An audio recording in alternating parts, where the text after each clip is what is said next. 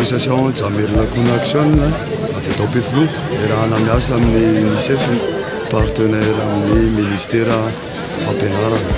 Tsy inona moa izy fa resaka hosodoko satria amin'izao zany volan'ny ankizy ty volana jona ty tokana ho an'ny zoan'ny ankizy zany le hosodoko natao amin'ity tetikasy ty.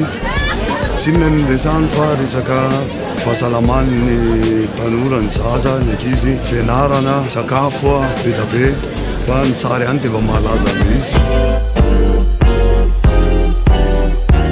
Netombohanay manao zavatra nanao graffiti mahafantatra graffiti daholo nareo rehetrarehetra reo. Ny graffiti dia nivoatra zany ilay izy navoazinay amin'ny façon anay hoe manao an'ilay izy.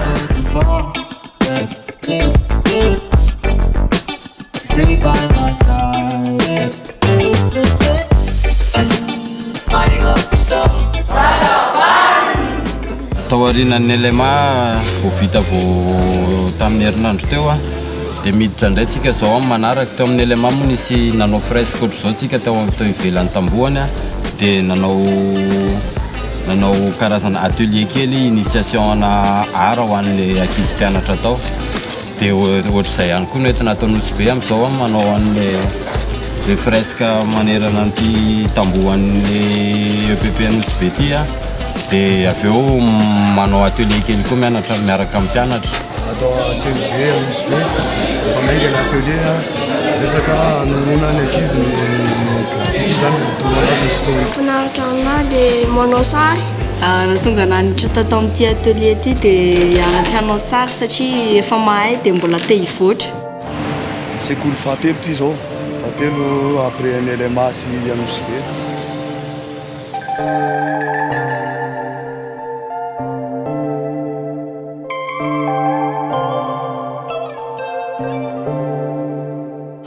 Zany mba maneno ny sonnerie atao amin'ny SK miditra ny atelier farany ty amin'ny projet tanjanaka miaraka amin'ny UNICEF.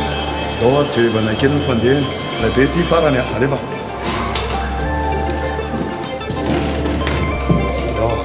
Ahona izy mandeha milamina tsara daholo. Graffiti à la base message tenena message hoe afatra. Mahafinaritra ilay izy sady mampiala volony tsara dia ny zavatra ataony amin'ilay izy dia écriture graffiti dia mandoko an'ilay izy koa.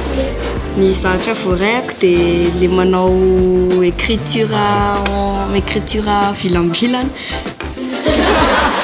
Efa ela ihany moa zany no naniriko nanao an'ilay izy fa zao zany vao tafo dia mahafinaritra be. Zavatra voarehako tao dia sary manao sary tsara.